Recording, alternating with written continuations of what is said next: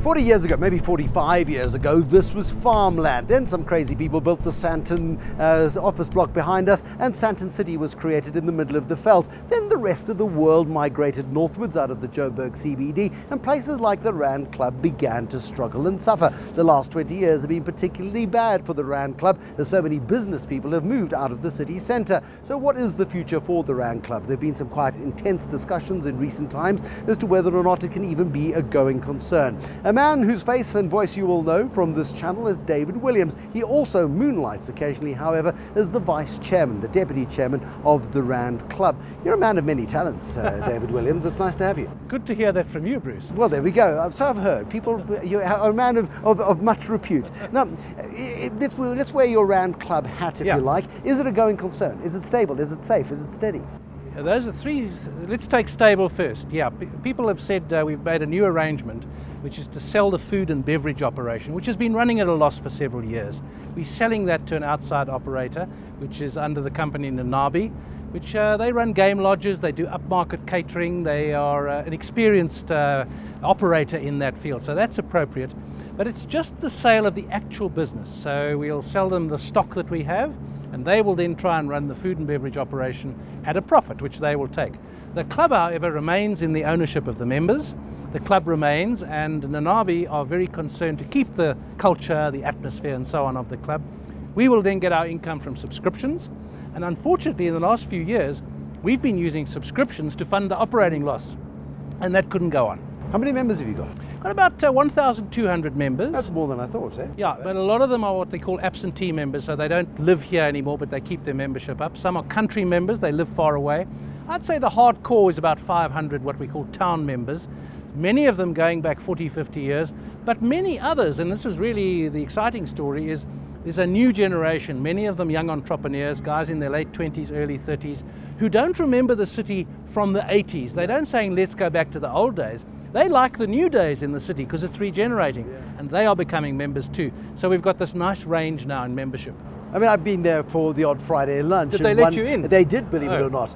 They've turned the other way, but I managed to sneak in the back door. Something about Barney Bernardo and homosexuals or something. I don't think he was allowed in there, was he? No, he was Jewish. Was he allowed in there? Yeah, there's a myth that the club did not allow Jews. Yeah. There was certainly a perception, and maybe it was true long ago, that there was an anti-Semitic trend, but there was never a ban. What was true was, like the rest of South Africa, black people weren't unfortunately allowed. Women weren't allowed up the front steps. And women weren't allowed at all in the club, and if they came to a dance, they weren't allowed up the main staircase. Why, I do not know. The point is, in the 80s, along with the other changes in the society, the club was quick to change those rules and became open to everyone. Which is part of that transformation, because you do go there on the odd Friday lunch, and the members look like, with all due respect, they're not going to be paying their subscriptions for that much longer. I mean, it is important to be getting a new generation through, and it's nice that people are coming through, because it was the bastion of the mining industry, wasn't it? Well, if you go on a Thursday night, for example, they have jazz evenings, they call it after hours, and there the place is a very different place. In terms of activity, a younger generation of people coming, and the older guys go as well. So what's nice is that, for example, there's an institution called the Club Table. Now you might have noticed this when you were there. The Club Table is where you go. You might be on your own, but you're looking for conversation with fellow members, and you go and see who's there. And sometimes they're guys from London or Sydney, Australia, or Hong Kong, and they come to the Club Table. That's the tradition, and you get conversation. And you can have a range of generations, professions, and so on, all at lunch on a Friday afternoon, and you have the most wonderful conversation. And you kind of, as members of the club, you kind of take for granted that everyone will make an effort and everyone will behave well, and that's what's so pleasing about it. No, but that's interesting, because I mean, the idea of a club, a stuffy club, and the club is sort of as a London concept, and one goes through St James, for example. You've got Pall Mall over here, and you've got the whole mile of clubs, and they're the Gaslight, and the Army and Navy Club, and they call it the Rag, and all of that sort of stuff. The old London club is stuffy, it's formal, it's exclusive. Well, not entirely. All of that sort of stuff. That's the image. It is the image, and we still have that image too in some ways, but as I said about our membership is changing. We also have reciprocity, as they call it. So if you go to London and you're a member of Rand Club, you can stay at any of those clubs that you've mentioned at a pretty big discount to wherever else you'd stay in that. So there are other benefits to being a membership. But what I was saying about the after hours event is that the music in the evenings, the centre of the city was a no-go area. I feel safer there now than I do in the suburbs. And I think the worst time for the centre of the city was probably the late 1990s, early 2000s. But you've got to get people in there to be able to convince them that there what's is gonna a change happening, though. Do you know what's going to change things is the Gautrain. Yeah. And now everyone takes it to the airport. They're beginning to realise the possibilities of taking it to Park Station, which I've done frequently. How far Park Station to 10 the minutes. club? There's Or 7 if you're feeling a bit nervous. Exactly. But there's the bus route, there's the Rea Vaya, and I believe we in Johannesburg got to get used to public transport again. You go to London or New York, well-off people, rich people who can afford big cars don't use them in the city. And I think with our new bus system, we've got a shuttle from the club that we've been using to pick up people at the Gautrain station, take them to the club. It's a 10-minute walk. You're doing a very good marketing job, but is this concept of the Rand Club sustainable? You've outsourced the catering, that is somebody else's problem. Hopefully they make a profit and make it sustainable. But with memberships, 1,200 members, 500 active members, you need to get those numbers up to be able to get the subscriptions in. Well, what we want to do is improve the offering, the food and beverage offering. We think it's pretty good some of the time. It needs to be consistent. Meat and 3 veg consistently, but yes. good. Yeah. Good 3 veg. People make jokes about boarding school food. Well, I was at boarding school. It was never that good. Different. But what you want is a reasonable quality, but consistency, good quality, good value for money. But what I was going to say about the stuffy image, what's a club like this for? It's not just a social club, it's a business club. Yeah. Historically, this goes back to the Randlords, the big mining industrialists. This is where the biggest deals would have been done. De Beers would have been formed there. The Jameson Raid, for example, was plotted in those places. I get goosebumps just There are thinking bullet of holes the in the history. walls from the Rand Revolt in 1922. Whereabouts are the those? miners fired on Yes. the Rand Club. I'll show you when next you come for lunch. That's incredible. I mean, the wonderful history that is encapsulated. And you said it's quite naughty also. I mean, some of the guys who were members of the Rand Club, this is not, a rather snooty manure and mink set with polo horses and so on. It's quite a rough, tough club in some ways. Was Brett Keppel a member? He was unfortunately. It gives you an idea of the quality of membership. Yeah. I think there are a lot of people there who would be entrepreneurs in the grand tradition of Johannesburg, guys who go out and make a deal. So yes, it's a little bit stuffy and conservative in some ways. In other ways, it remains a networking opportunity.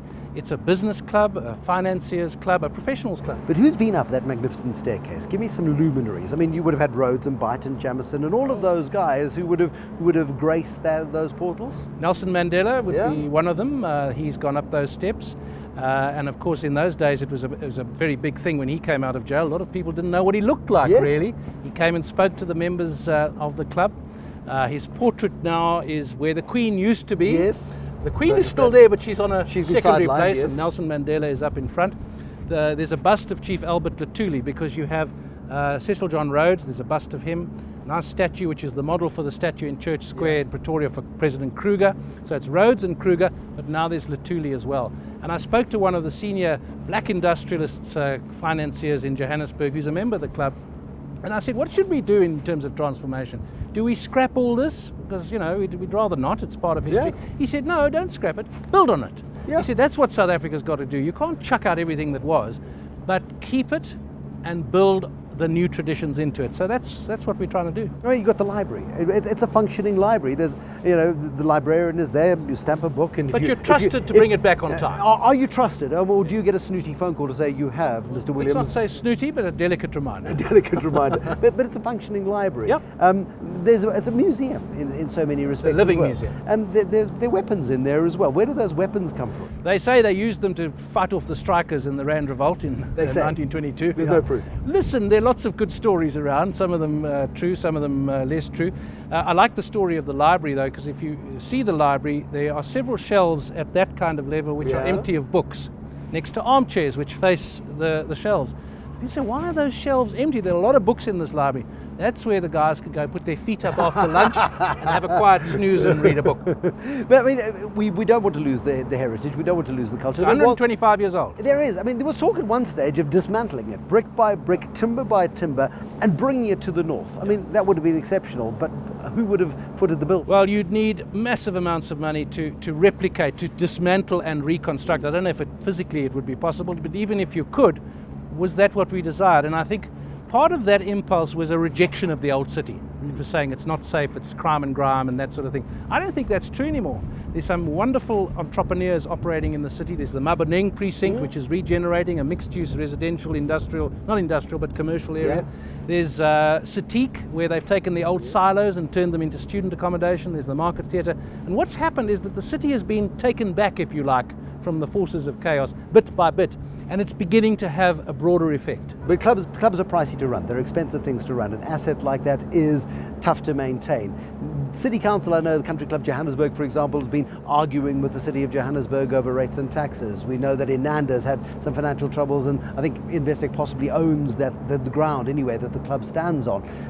Can it be is there a financial future for clubs? Look, we've talked to the city, and the city has really realised it needs to keep the people who are still there. And people forget, you said rightly, that a lot of the old Rand Club clientele, the members, used to walk to lunch every day. Yeah. Now they work in Sandton. Their way back to the office. Now they work in Sandton. It's a bit of a business to get there, but we found that if there's something to go to, then people will go. Now the city has realised that. It's got the bus routes moving, and we're talking with them. They realise it's an asset to have the club there. The big banks are still there. 3 of the 4 big banks are still there. The big mining houses are still there. And as I say, a lot of young entrepreneurs who are doing big things in the city. What saddens me is that there are people in the northern suburbs of Johannesburg who haven't been to the city for 30 years. And if they only went, all cities have no-go areas. Sure. You just need to know where not to go. As I say, I certainly feel safer there than I do in the suburbs. David Williams, we wish you the best with the club, because I really hope that it is sustainable. I really hope you can sustain it. And good luck getting the meat and 3 veg up a notch. Thanks, Bruce. I'll ask them if we can take you to lunch. Well, there we go. 2 portions, if you don't mind. They're a little bit mingy the last time. We're going to have consistency and quality now. There we go. David Williams, of course, is the vice chairman of the Rand Club. It's a South African institution. It's a Gauteng institution. And it is around what Johannesburg was built 125 years ago. There's a rich history there. Even if you're not a member, get yourself, phone David. He'll invite you. He'll take you for lunch. He might even pay. That's it from Tonight with Bruce Whitfield. Thank you for watching us in the middle of the day here with the Sandton skyline, the new CBD behind us. But I'm inspired with what David Williams is telling us about the rejuvenation of the city centre of Johannesburg and what impetus that will give to the Rand Club for the next, hopefully, 125 years. Good night.